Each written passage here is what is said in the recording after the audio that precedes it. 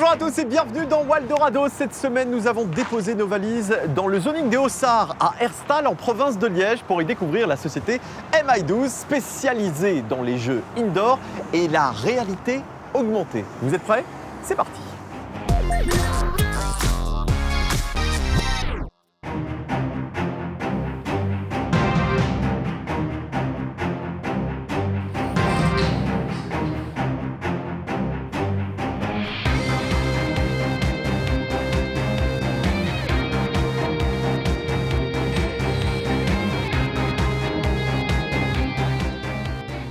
Bonjour Bruno. Bonjour David. Tu es le patron de MI12. C'est une société d'agents secrets ou pas? On aimerait bien, mais pas vraiment cela. C'est une société qui fabrique des décors pour les centres de loisirs et aussi des jeux électroniques pour centres de loisirs. D'accord. Quels sont les clients que vous avez? Initialement, c'était le centre Playground ou Bowling qui avait envie de développer son activité, donc avec nos produits, des laser games, des laser cartes. Ça, c'était le début? C'était le début, ça. Et maintenant, ça a évolué.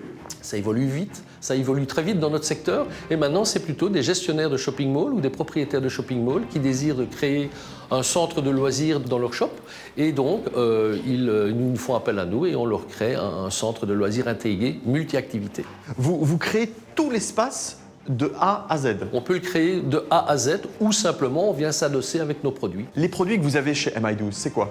Alors, les produits sont aussi évidemment de la décoration, puisqu'on fabrique des pièces à base de polystyrène, donc la frigolite. Ouais. L'avantage, c'est qu'on injecte dans ces produits une solution à base de résine et d'uréthane, et on rend la frigolite dure comme du bois, tout en lui gardant sa qualité première, la souplesse et la légèreté. Ah, c'est pas mal. Alors, vous faites également de la réalité augmentée. Sur nos kartings électriques, on met de la réalité augmentée, ce qui vous permet d'avoir des décorations, des décors qui changent qui changent à chaque parcours.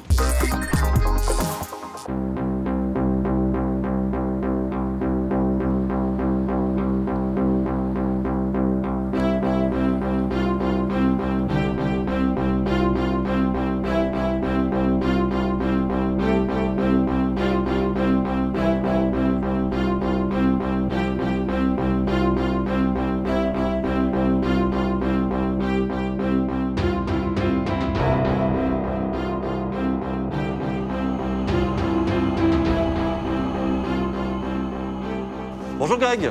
Bonjour David. Est-ce que tu peux me dire justement ce que vous faites? Alors nous, on recrée ici les pièces en 3D selon la demande du client. Donc si le client vient avec un projet à moitié défini, donc un croquis, un dessin, un logo, on peut lui recréer sa demande sur base d'un logiciel en 3D. D'accord. Par contre, s'il vient avec un objet qui existe déjà, une petite pièce qu'il veut reproduire, alors à ce moment-là, on passe sur un scanner et on rescanne sa pièce pour la reproduire au plus fidèle possible. Donc, Alors, quel est l'exemple le plus fou que vous ayez créé? donc le plus grand, c'est un mammouth à l'échelle AA, donc pour le préhistocyte de Ramioul. Donc c'est un mammouth qui fait 3,50 m de haut et plus ou moins 5 m de long. Donc voilà, une belle bête. C'est une belle bête. Et C'est ça. en ce moment, les gens peuvent encore découvrir ce projet? C'est ça, oui, il est toujours au préhistocyte de Ramioul. Donc ils l'ont placé dans leur parcours et les gens qui viennent là peuvent lancer des flèches dessus. Donc, C'est pas mal. voilà, c'est pas mal, c'est sympa. pas mal. Bon alors, concernant la découpe, j'imagine que pour un mammouth, ça doit être relativement précis, même très précis. C'est ça. Ça se passe comment? Alors bon, ici le mammouth, c'est une pièce qu'on a scannée, qu'on a ensuite reproduit sur la CNC ici. Ouais. Mais étant donné le volume de la pièce, on a dû découper celle-ci en 24 ou 25 morceaux différents. D'accord. Donc on referait ces 25 morceaux et on réassemble tout un peu comme un puzzle. D'accord. Donc, Alors là, je vois et je reconnais le logo de Waldorado. si tu le reconnais, c'est déjà bien. C'est ce que tu as fait? C'est ça, c'est le logo Waldorado Ouais. qu'on a voulu reproduire pour vous, donc sur base de la machine à fil chaud. Donc, Machine à fil chaud, c'est-à-dire? c'est ça. Comme son nom l'indique, tout simplement, c'est une machine qui possède un fil aussi fin qu'un fil de pêche et qui va chauffer la frigolite pour pouvoir découper le logo Ah oui, qu'on lui et alors demande. en ce moment, on voit le fil qui est en train de passer sur les différentes petites zones que tu as prédéfinies, c'est C'est ça? ça, en fait, oui. Il va suivre le profil qui est dessiné à l'écran et il va ressortir. Et une fois qu'il est ressorti, c'est que c'est bon. Allez, ça m'a l'air sympa. Et ça prend combien de temps? Alors ici, pour ce logo-ci qui fait plus ou moins 1 mètre, on est sur environ 40 minutes de découpe. Bon, ça va falloir accélérer un tout petit peu. Merci beaucoup, Greg. On va se retrouver dans quelques instants dans Waldorado pour la suite de cette visite de MI12. Nathan Sauret et sa séquence Wanted, sans oublier le dossier de la semaine. À tout de suite.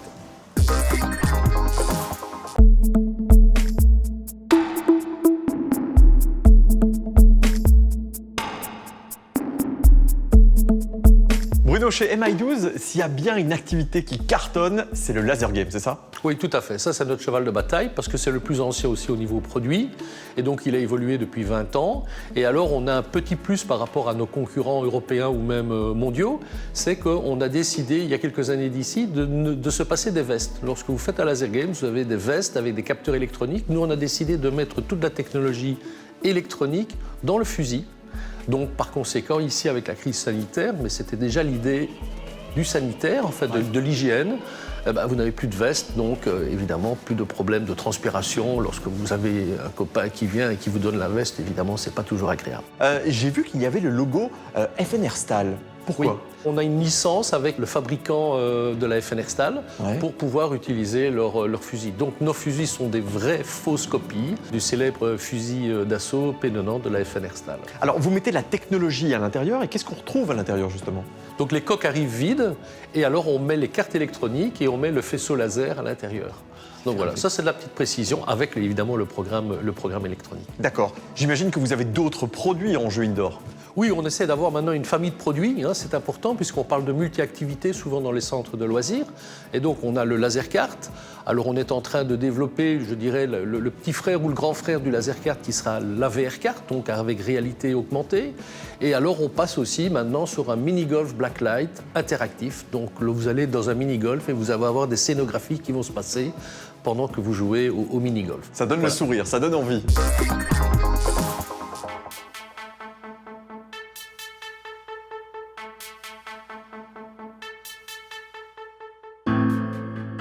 Julien, bonjour. Bonjour David. Tu es le fondateur et le développeur de cette machine. C'est un kart en réalité augmentée. Alors moi j'aime bien Mario Kart, donc on peut imaginer à quoi ça ressemble un petit peu. Là je sais que ça fonctionne avec un casque et vous intégrez des hologrammes dedans, c'est ça? Exactement, on place des hologrammes dans le casque qui sont liés à un jeu vidéo. Par exemple ici c'est pour du karting. Ok, parfait. Comment vous intégrez justement ces hologrammes? À travers les différentes stations qu'on a autour de la salle, ça permet d'avoir la position du kart et aussi pouvoir positionner les hologrammes dans le monde réel. D'accord, donc là c'est du fun à l'état pur. Je sais que la technologie est en train d'être développée, mais vous avez déjà de nombreux clients à l'étranger.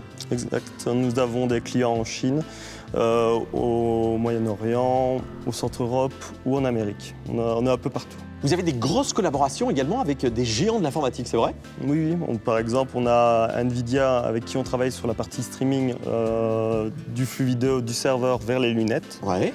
Et la partie Dell pour tout ce qui est infrastructure, donc la partie serveur. D'accord. Ça va prendre encore combien de temps avant qu'on puisse s'éclater avec ça? 3-4 mois pour la première démo qui sera affichée et je pense encore 2 mois pour la mise en vente, en tout cas dans les grandes salles. Pas mal. Bon, on est proche de la réalité. On peut tester? Ouais, je pense. Ouais, vraiment? Allons-y.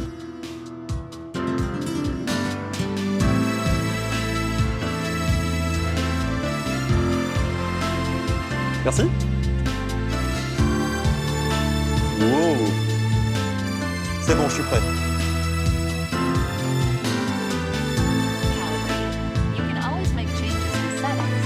C'est fort. C'est très très fort.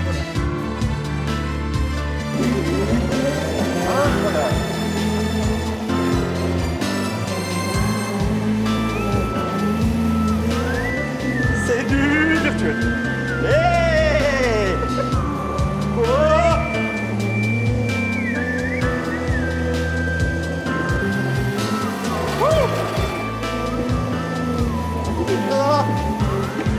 Ah, la bordure, la bordure! Comme dans un vrai Mario Kart, quoi. Bravo! Ouais! Hey, hey.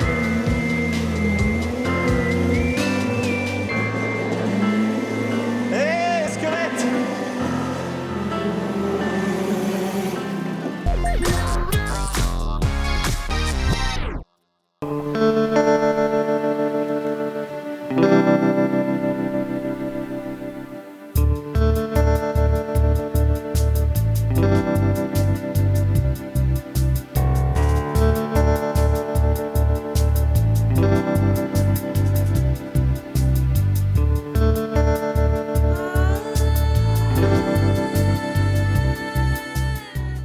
Quels sont les projets de MI12?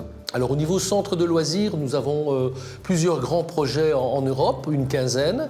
Et en Belgique, plus précisément, nous allons ouvrir un beau centre de loisirs qui sera MI12 à Charleroi, à Ville 2. Et alors ensuite, on va ouvrir à Bruxelles le plus grand centre de loisirs indoor de la capitale, sur 4000 m². Et nous avons d'autres projets à Eupen aussi, à Liège, à Wavre, à Anvers et à Gand. Ah ouais, donc voilà, il y a du boulot, quoi qu'il arrive. Il y a du boulot. J'imagine que ça demande des investissements assez importants. Oui, donc qui dit investissement dit aussi partenaire.